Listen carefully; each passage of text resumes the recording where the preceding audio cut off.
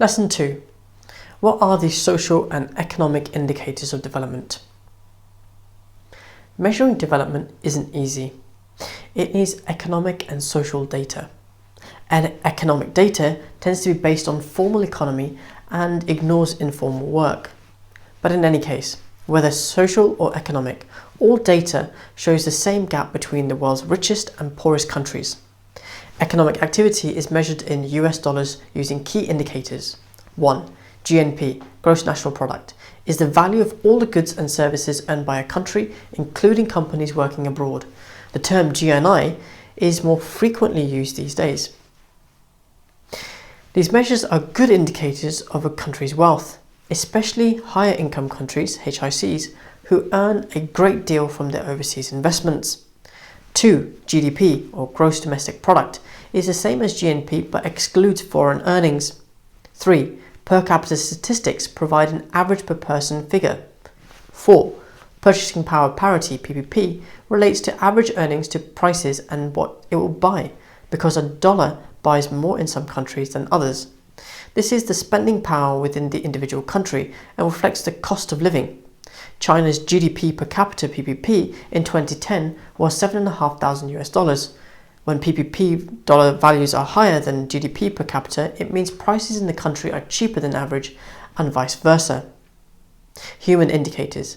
Brandt's way of dividing the world into the rich north and the poor south seems too simple today.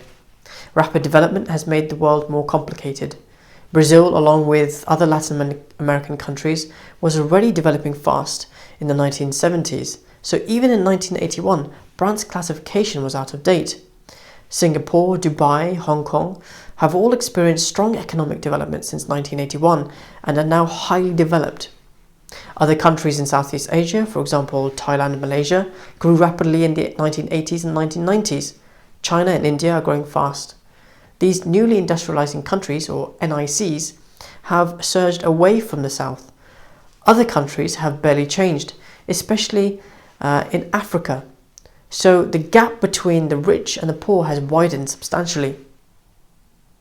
To balance the emphasis on economic data, the UN uses indicators about human well-being to produce the HDI as a way of measuring progress. Each indicator that makes up the Human Development Index is given a score, and the HDI is the average of the 4 scores. 1 is the highest score and 0 is the lowest. Countries are ranked according to overall scores. High scores indicate better quality of life. The implication is that countries spending money on healthcare and education have a higher level of development. It also means that people are benefiting from economic growth. Human Development Trends, the HDF, and beyond. Since the mid-1970s, almost all world regions increased their HDF score. East Asia and South Asia have accelerated since 1990. Central and Eastern Europe and Commonwealth States of Independent States, CIS, declined in the early 1990s but have recovered. The major exception is Sub-Saharan Africa. Since 1990, it has stagnated, mainly because of catastrophic effect of HIV/AIDS on life expectancy. 18 countries have a lower HDI score today than in 1990, most in Sub-Saharan Africa. Today, 28 of the 3 low human development countries are in the Sub-Saharan Africa.